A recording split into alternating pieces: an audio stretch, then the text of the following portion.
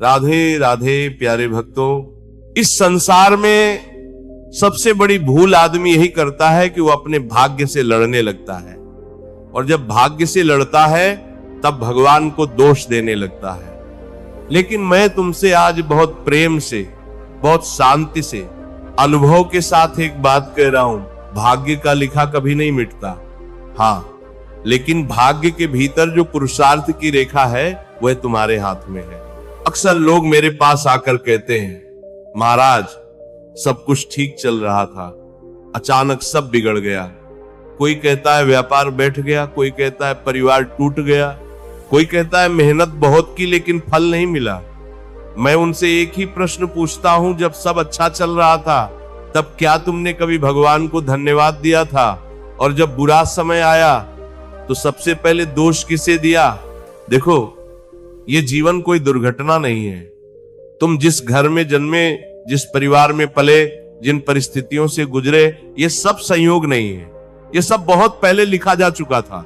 लेकिन मनुष्य का अहंकार देखो, वो कहता है मैंने किया, मैंने कमाया, मैंने बनाया, और जब टूटता है तब कहता है मेरे साथ ही ऐसा क्यों? एक बार की बात है, एक युवक था, बहुत पढ़ा लिखा, तेज दिमाग, मेहनती, नौकरी मिली, पैसे आने लगे, समाज में मान बढ़ा। धीरे धीरे उसके भीतर ये भाव आ गया कि अब मुझे किसी की जरूरत नहीं, न भगवान की, न किसी साधु की, न किसी बड़े की। माँ बाप की बात भी उसे बोझ लगने लगी। वह सोचता था कि जो कुछ है मेरी बुद्धि का फल है। समय बीतता गया, अचानक कंपनी में घाटा हुआ। सबसे पहले उसी युवक की नौकरी गई। उसने सोचा कोई बात नहीं, दूसरी मिल जाएगी, लेकिन महीनों बीत गए, पैसे खत्म होने लगे। जिन मित्रों के साथ वह हंसता बोलता था वे फोन उठाना बंद करने लगे। तब पहली बार उसे एहसास हुआ कि जो साथ खड़े थे वे उसके नहीं, उसके समय के थे। अब उसके भीतर क्रोध था, भगवान से शिकायत थी। वो कहता था मैंने किसी का बुरा नहीं किया, फिर मेरे साथ ऐसा क्यों? लेकिन वह ये भूल गया था कि भाग्य केवल कर्म का हिसाब नहीं, भाव का भी हिसाब रखता है। तुमने क्या किया उससे ज्यादा महत्वपूर्ण है तुमने कैसे किया। देखो, जीवन में जो टूटता है वो तुम्हें गिराने नहीं आता, वो तुम्हें झुकाने आता है। लेकिन आदमी झुकने को तैयार नहीं होता, वो टूट जाना स्वीकार कर लेता है। उस युवक ने भी यही किया। उसने शराब का सहारा लिया, गलत संगति में पड़ा और सोचने लगा कि अब सब खत्म हो गया। एक दिन वो बहुत हताश होकर नदी के किनारे बैठा था।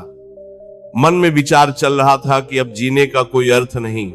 उसी समय वहां एक वृद्ध संत आकर बैठे, बहुत शांत चेहरा, आंखों में करुणा। संत ने कुछ नहीं पूछा, बस कहा बेटा, पानी शांत है लेकिन उसके भीतर भी प्रवाह है। आदमी बाहर से शांत दिख सकता है, भीतर तूफान चल रहा होता है। युवक फूट फूट कर रो पड़ा। उसने सब कुछ बता दिया। संत ने बड़ी सरलता से कहा, बेटा, जो तुम्हारे जीवन से गया है वो कभी तुम्हारा था ही नहीं, और जो तुम्हारा है वह तुम्हें खोजता हुआ आएगा। तुम्हें कहीं जाना नहीं पड़ेगा। यह सुनकर युवक को अजीब सा लगा। वो बोला, अगर सब लिखा ही है तो फिर मेहनत क्यों करे? संत मुस्कुराए, बोले मेहनत फल के लिए नहीं होती, मेहनत मन को शुद्ध करने के लिए होती है। फल देना किसका काम है ये तुम भूल गए। देखो, भाग्य को लोग पत्थर समझ लेते हैं, कठोर, अटल, लेकिन भाग्य पत्थर नहीं है, वह मिट्टी की तरह है। भगवान ने उसे गढ़ा है, और भगवान जब गढ़ते हैं देखो तो भीतर संभावना जरूर रखते हैं, लेकिन उस संभावना को खोलने के लिए धैर्य चाहिए, श्रद्धा चाहिए, और सबसे जरूरी समर्पण चाहिए। आज का मनुष्य समर्पण से डरता है। वह कहता है मैं क्यों झुकूं?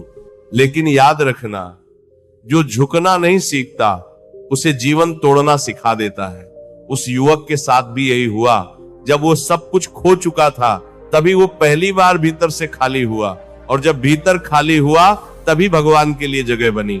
संत ने उसे कहा, बेटा, कल सूरज उगेगा, लेकिन तुम ये मत सोचना कि वह तुम्हारे लिए उग रहा है। वो अपने नियम से उगता है, तुम भी अपने नियम में आ जाओ। रोज सुबह उठो, थोड़ा नाम जपो, ईमानदारी से काम खोजो और जो मिले उसे भगवान की प्रसाद समझकर स्वीकार करो। युवक ने वैसा ही किया। कोई चमत्कार नहीं हुआ, न अगले दिन नौकरी मिली, न पैसे आए, लेकिन उसके भीतर जो बेचैनी थी वह धीरे धीरे शांत होने लगी। और यही सबसे बड़ा चमत्कार होता है, जब परिस्थिति वही रहती है लेकिन मन बदलने लगता है। महीनों बाद एक छोटी सी नौकरी मिली, बहुत कम वेतन। पहले वाला अहंकार होता तो वह मना कर देता, लेकिन अब वह झुक चुका था, उसने स्वीकार कर लिया। वहीं से उसका जीवन फिर से बनना शुरू हुआ। लेकिन इस बार इनके अहंकार की नहीं, विनम्रता की थी। मैं तुमसे आज यही कहना चाहता हूं, भाग्य का लिखा कभी नहीं मिटता, लेकिन भाग्य तुम्हें तोड़ने नहीं आता, तुम्हें गढ़ने आता है। तुम अगर हर चोट को अन्याय समझोगे तो पीड़ा बढ़ेगी, और अगर हर चोट को शिक्षा समझोगे तो जीवन बदल जाएगा। बहुत लोग पूछते हैं, महाराज क्या सब कुछ पहले से तय है? मैं कहता हूं हां, लेकिन तुम्हारा भाव तय नहीं है। तुम्हें दुख में भी कृतज्ञ रहना है या शिकायत करनी है, यह तुम्हारे हाथ में है। और यही छोटा सा निर्णय तुम्हारे पूरे जीवन की दिशा बदल देता है। भगवान देर करते हैं, अंधेर नहीं, लेकिन मनुष्य को जल्दी चाहिए, परिणाम में भी, सुख में भी, समाधान में भी। याद रखना, जो चीज जल्दी मिलती है वह जल्दी छिनती भी है, और जो समय लेकर आती है वो जीवन भर टिकती है। आज अगर तुम किसी कठिन दौर से गुजर रहे हो तो इसे अभिशाप मत समझो, यह दीक्षा है। भगवान तुम्हें अगली कक्षा में ले जाने से पहले परीक्षा लेते हैं, और जो परीक्षा से भागता है वह वहीं का वहीं रह जाता है। मैं इतना ही कहूंगा, अभी अपने भाग्य से लड़ो मत, उससे सीखो, क्योंकि जिस दिन तुमने ये सीख लिया उस दिन से तुम्हारा जीवन एक नई दिशा में मुड़ने लगेगा। धीरे धीरे उसे ये समझ में आने लगा कि जीवन में सबसे बड़ा परिवर्तन बाहर नहीं, भीतर होता है। बाहर की परिस्थितियां तो बस आईना होती हैं, जैसा भीतर वैसा बाहर। और जब भीतर श्रद्धा आ जाती है तब बाहर की कठिनाइयां भी साधन बन जाती हैं। देखो, भगवान कृष्ण ने भी अर्जुन से यही कहा था। कुरुक्षेत्र में खड़े होकर अर्जुन ने कहा था, मैं युद्ध नहीं करूंगा, अपने ही लोगों को कैसे मारूं? तब श्री कृष्ण ने यह नहीं कहा कि भाग्य बदल दूंगा, मैं तुझे विजयी कर दूंगा। उन्होंने बस इतना कहा, कर्म कर, फल की चिंता मत कर, क्योंकि फल तेरे अधिकार में है ही नहीं। ये बहुत गहरी बात है। आदमी का सारा दुख यहीं से शुरू होता है कि वह उस चीज पर अधिकार जताने लगता है जो उसके हाथ में है ही नहीं। परिणाम, सम्मान, सफलता, ये सब ईश्वर के हाथ में है। तुम्हारे हाथ में है तो केवल नियत, प्रयास और समर्पण। कृष्ण ने कभी अर्जुन से यह नहीं कहा कि तू जीत ही जाएगा। उन्होंने कहा, युद्ध कर, अब परिणाम जो भी हो वह धर्म के साथ खड़ा होने का फल होगा। और देखो, यही जीवन का नियम है। जब तुम धर्म के साथ खड़े होते हो तब हार भी तुम्हें तोड़ती नहीं और जीत तुम्हें बिगाड़ती नहीं। लोग कहते हैं, महाराज अगर सब कुछ कृष्ण ही कराते हैं तो हमारी जिम्मेदारी क्या है? मैं कहता हूं, जिम्मेदारी यही है कि तुम खुद को माध्यम बनने दो। जैसे बांसुरी खुद कुछ नहीं बजाती, कृष्ण उसे बजाते हैं। लेकिन अगर बांसुरी टेढ़ी होती, अगर उसमें छेद गलत होते तो मधुर स्वर कैसे निकलता? इसलिए जीवन में सबसे बड़ा पुरुषार्थ है खुद को सीधा करना, मन को सीधा करना, भाव को शुद्ध करना। जब ये हो जाता है तब भाग्य अपने आप अपना काम करने लगता है। कृष्ण का जीवन देखो, जन्म जेल में हुआ, बचपन में जान लेने की कोशिशें हुई, वन में पाले गए। क्या यह भाग्य सुखद था?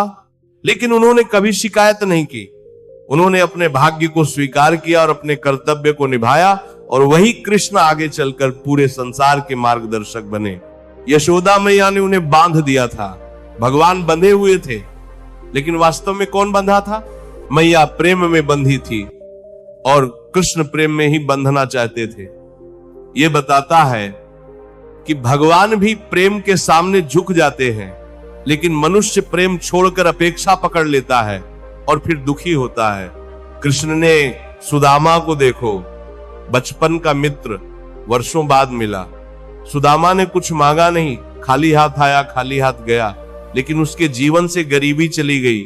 क्यों? क्योंकि उसका भाव शुद्ध था। उसने मित्रता को व्यापार नहीं बनाया।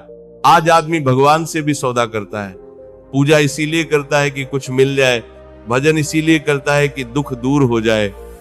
लेकिन याद रखना, जहां सौदा है वहां संबंध नहीं टिकता, और जहां सच्चा संबंध है वहां मांग अपने आप समाप्त हो जाती है। कृष्ण ने गोपियों को भी यही सिखाया। उन्होंने कहा, मुझे पाने के लिए कुछ छोड़ना नहीं पड़ता, बस पकड़ ढीली करनी पड़ती है। गोपियों ने संसार नहीं छोड़ा, उन्होंने आसक्ति छोड़ी, और इसलिए उनका प्रेम अमर हो गया। आज अगर तुम्हारा जीवन रुका हुआ लग रहा है तो हो सकता है भगवान तुम्हें रोक कर कुछ सिखा रहे हो।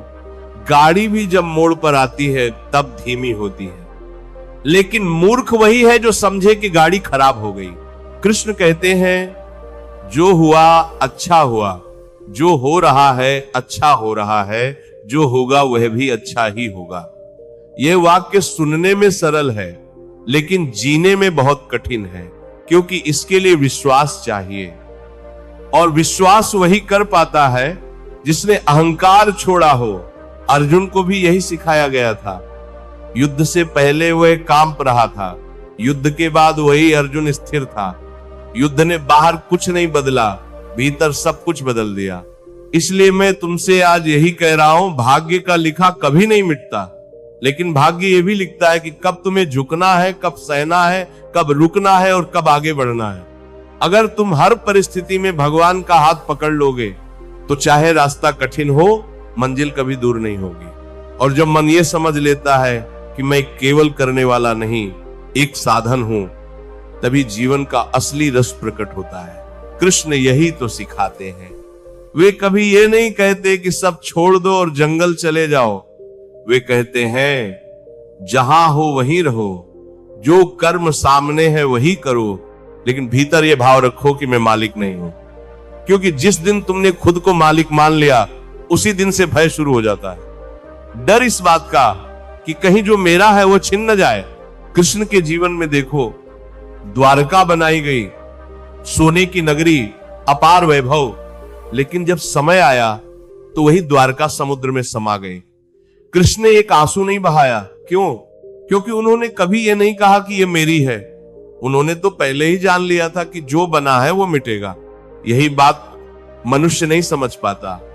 वह रिश्तों को, धन को, पद को स्थायी मान लेता है, और जब वही चीजें बदलती हैं तो वो टूट जाता है।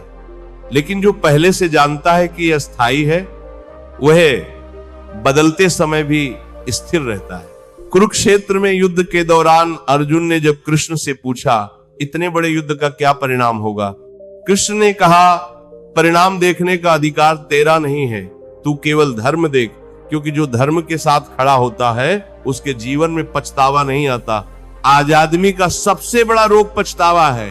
काश ऐसा कर लिया होता, काश वैसा नहीं किया होता। लेकिन पछतावा केवल वही करता है जिसने कर्म भय से किया हो, लोभ से किया हो या दिखावे से किया हो, जिसने समर्पण से कर्म किया हो। वह परिणाम चाहे जैसा हो शांत रहता है।